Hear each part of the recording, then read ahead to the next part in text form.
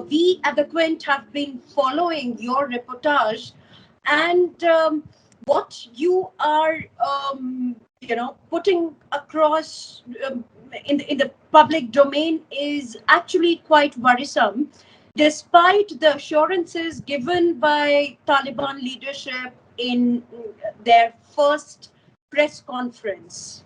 And my first question to you is, do you feel that it is all a big PR gig on Taliban's behalf, or there is something called a new Taliban that we don't seem to have acknowledged as yet? Well, what the Taliban is saying and what they are doing in some cases is very different.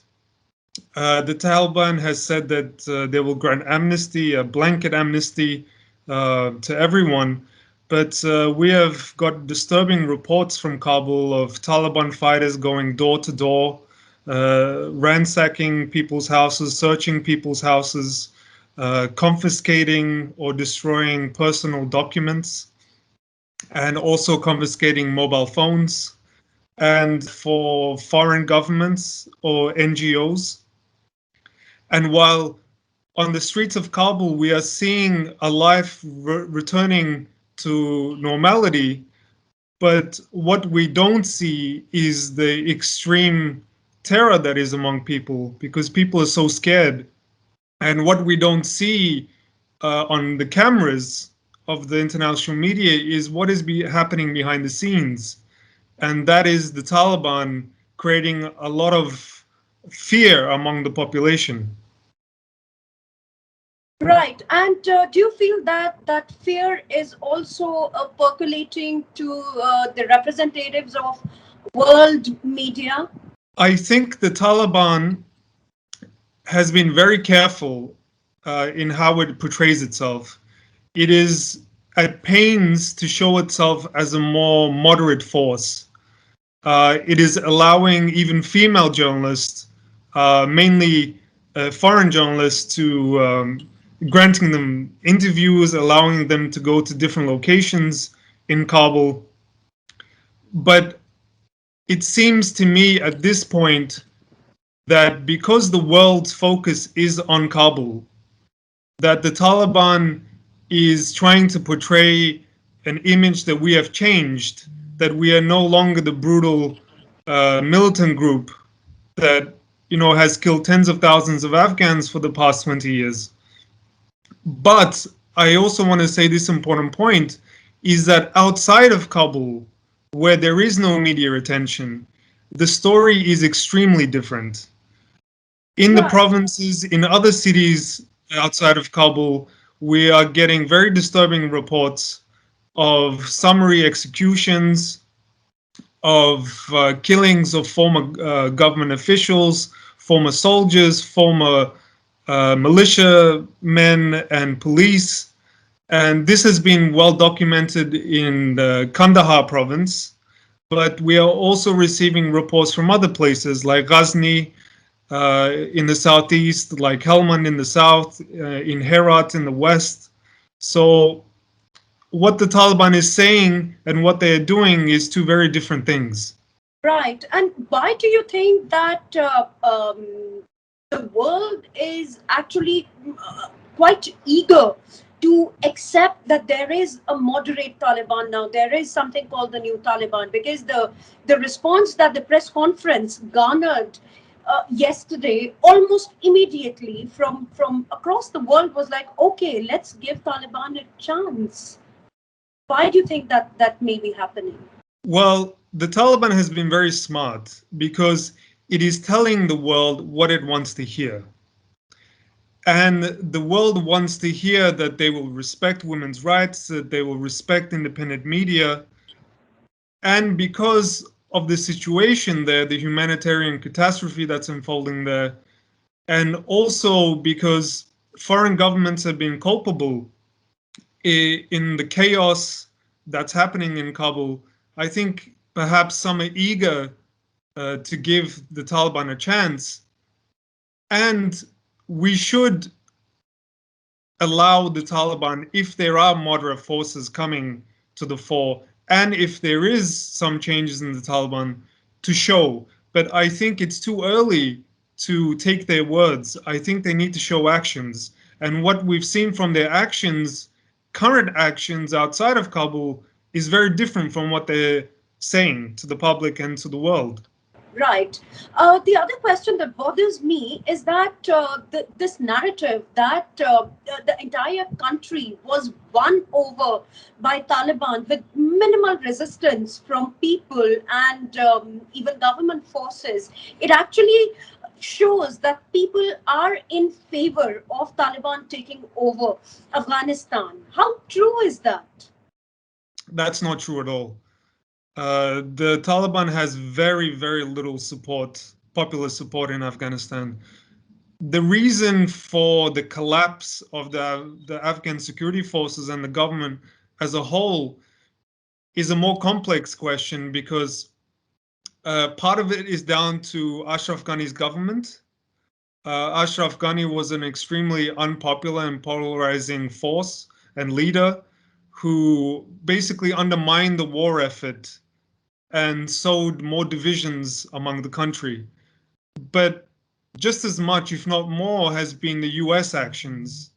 The US decision for a hasty withdrawal, uh, and during the peak of the fighting season, completely undermined the security forces. It affected morale, but more importantly, it affected the fighting capability of the Afghan army, because air power, which is extremely important, was important for the US and was very important for the Afghan Air Force.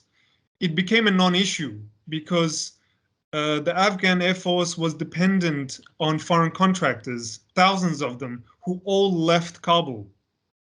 So the Taliban, if they are saying that the reason why they took over the country so quickly, rapidly, is because of popular support, that's wrong. There's many other factors at play, including the government's own lack of leadership, incompetence, but also decisions that were made outside of Afghanistan.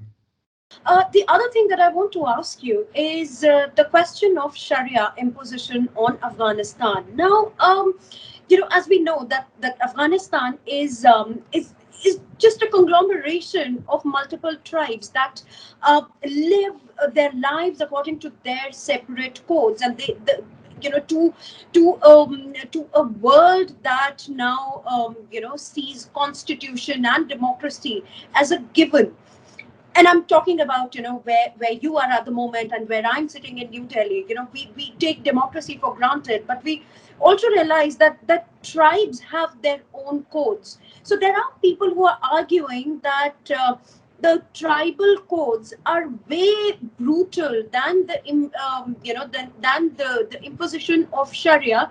So it may be problematic for the 1% elite, which is a minuscule number, compared to the rest of the Afghan population. So it is actually going to be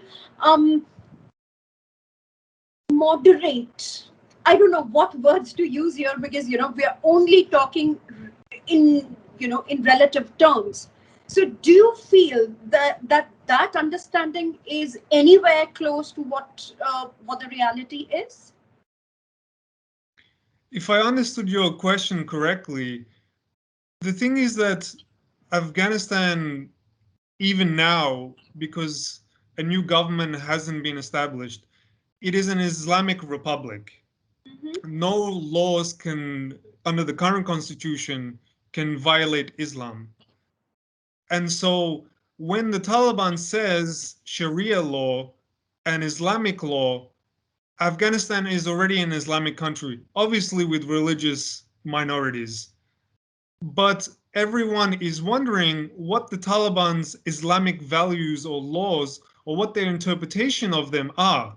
Because I think what the ordinary Afghan interprets as being Islamic or Afghan is very different from the Taliban, because the Taliban has an alien ideology. Parts of the ideology come from the Pashtun tribal code, but a lot of their ideology is foreign to Afghans. So when they say in their press conferences that we believe in women's rights under Islam, it's very vague because we don't know what their Islam is. And what they have shown is that their Islam is extreme, is intolerant, and is foreign to a lot of Afghans. So that's why a lot of Afghans are worried and are unclear of what the laws and what the new rules the Taliban will bring. Because outside of Kabul, what we've seen is as the Taliban during the past several months has taken districts and then taken provinces and cities, is that a lot of the same repressive laws, draconian laws and rules that they had in the 1990s, they have reimposed almost all of them. And Kabul seems to be the only exception now. And again, this refers back to what we talked about earlier, is about a possible PR campaign by the Taliban, because the world's focus is on Kabul. So they've been slow to reimpose their laws in Kabul, but outside, women aren't allowed to go alone outside. They have not been permitted to work outside the home. Uh, Men have been forced to go to prayer and grow beards. So I can say that on the ground, the evidence is that the Taliban hasn't changed. Right. Frud, the other question that I want to ask is, what do you think is your assessment as per the reports that you're getting from ground via your local correspondents? Which area is particularly vulnerable at the moment? Which part of Kabul? Which part of Afghanistan? The most vulnerable places and the places that we've had the most disturbing reports have been in the south and in the southeast of Afghanistan. And this might have to do with because those areas were Pashtun majority areas, and the Taliban is a majority Pashtun movement. That there seems to be some internal rifts, intertribal rivalries and conflicts. This could explain one of the reasons why there have been these horrific revenge killings, as we saw in Kandahar. Um, but we've received reports from all over the country of threats, of beatings, and it includes not just former government officials and servicemen and women. It involves people like musicians who are innocent, and includes artists. Um, and the Taliban in Kabul has gone, and in other places outside of Kabul, they've beaten and attacked musicians. They've destroyed their instruments. And this is just one very small segment of society. But it shows the attack that a lot of segments of Afghanistan are being targeted. Do you think that what Amrullah Saleh is now doing with General Dostum in the Panjshir area, it will, I mean, the kind of resistance that they seem to be planning against the Taliban, does it worry you? Do you worry that Afghanistan would see again a spate of civil war like incidents and a prolonged tense situation in the country? Of course, that is a huge worry. I think it will depend a lot on what the Taliban does in the next days and weeks. The most important thing is what kind of interim or transitional authority or government comes. It depends on whether the Taliban will bring or create an inclusive government, because what they did in the 90s was that they fought all their rivals. They wanted a monopoly on power. They've said just recently, and a few days ago, that they want an Islamic government that is inclusive. If they can do that without it being just a token, but if it is realistically a unity government that brings different ethnic groups, brings different factions under one umbrella, I think a civil war can be largely avoided. If they repeat the same mistakes as the past, then we will see key power brokers in Afghanistan, like Amrullah Saleh, like General Dostum, like Atta Mohammed Noor. Then we will see a resistance to the Taliban. Right. And what about the P word, Pakistan? What are people saying on ground about the role of Pakistan in this complete sweeping takeover of the country by the Taliban? Well, many Afghans blame the Taliban's swift, rapid expansion in Afghanistan. They put that down to Pakistan, which is, as we all know, the Taliban's main foreign sponsor. And many Afghans say that this Taliban, it would not be possible for them militarily, politically, to be where they are. And that's taking over the entire country without external support. And we have seen that Pakistan is the main sponsor of the Taliban. Right. And we have heard over the years from Afghan, US foreign officials about Pakistan providing safe havens, logistical support, financial support.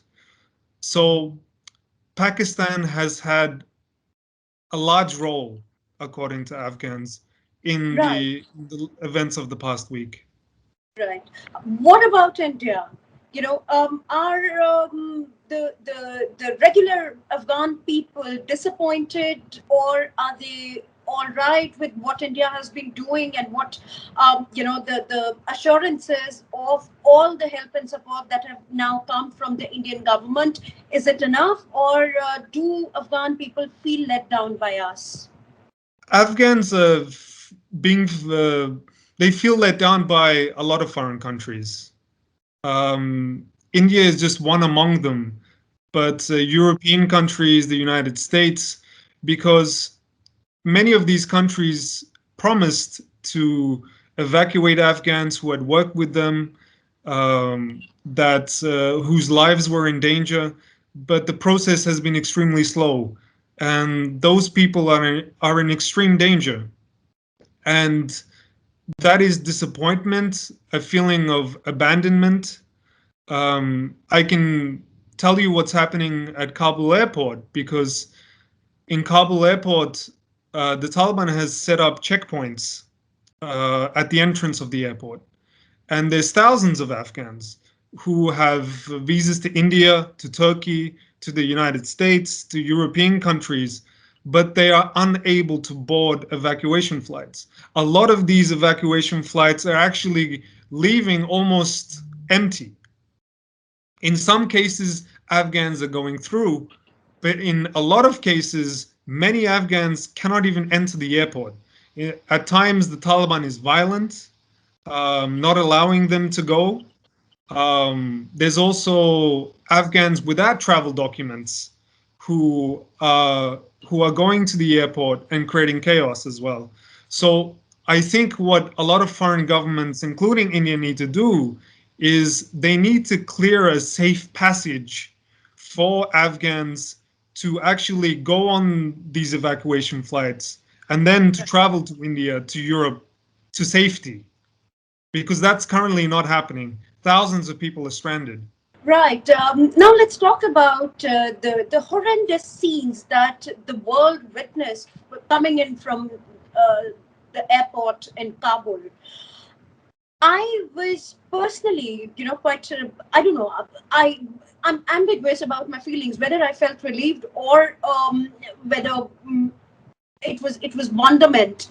Uh, there were very few women when the scramble was happening to leave the country, and people were just mounting on US Air Force aircraft, and there were these horrendous visuals of people dropping off a C-17 aircraft. Where were the women? Were the men abandoning their women uh, to face the Taliban all by themselves? No, that's not the case. Mm-hmm. in many cases, what happens is that people, especially men from the family, are trying to leave and hoping that by leaving that they can then bring their families with them once they arrive to a foreign country. But from what I've seen and from what I've heard, many women were at the airport. What we might have seen where there was more clashes, more violence, more desperation, perhaps men were at the forefront of that, but there was women, there was children, elderly and young, they were all there. And it just speaks to the huge desperation and the fear that the Afghans have of a returning Taliban. Right. My last question to you, Frud, is through your local correspondence, have you been able to gather any information on how long do you think this PR machinery is going to descend into what used to be the old Taliban? That even the veneer of moderation is going to just go away. Well, many Afghans I've spoken to, including my colleagues in Kabul, many are predicting that the Taliban will show its real face soon. And by soon, I mean when foreign forces, because there are American troops, their boots are on the ground currently in Kabul. There is foreign journalists on the ground in Kabul. When they leave, my colleagues are telling me that's when the Taliban will show their real faces. When the cameras turn off, when the world's attention shifts from the chaos that's happening, that's when the Taliban will show their real faces. Because as I was saying, that outside of Kabul and what's happening in Kabul are two different worlds. And from the provinces and from other cities, the Taliban has not changed, according to the residents that we've talked to. In terms of women's rights, in terms of human rights, in terms of their views on independent media, on music, on television, none of that has changed. The last thing, like absolutely last thing that I want to ask you is if there were to be any intervention by another country, although it's a long shot, even the US troops are now the last boots on the ground are also in the process of leaving. But what are the places that needs immediate attention, according to you? What are the cities? What are the districts that need immediate attention, where things are spiraling down? I think Kabul is one. Just the fact that the humanitarian situation in Kabul is horrific, because in Kabul we've seen tens of thousands of people come from the provinces, and we've seen them relocate to Kabul. They're living in tents. Some are living in public parks, and a lot of them don't have access to food or to shelter. But also in places in the north like Kunduz, which saw a lot of fierce fighting, in places like Kandahar, where there was fierce fighting and a lot of damage and a lot of disruption and relocation. There is not one particular place in Afghanistan that needs help, because the entire country needs one. And Kabul, because of its population, because of how many people have come to Kabul in recent weeks and months, should be the focus. But aid and help and assistance needs to go to all corners of the country. Right. Thank you so much for speaking with the Quint, Frud, and I wish you all the luck in all the reporting endeavors and all the rescue efforts that everybody in Kabul needs. Whatever kind of relief that people who are desperate can receive. So we stand in solidarity with you. Thank you so much, and thanks for having me. Thank you so much. We are truthful, unafraid, and independent because of you. Now you can help our reporting from the ground. Go to thequint.com, click Become a Member tab, choose a plan, and pay. Because the truth is worth it.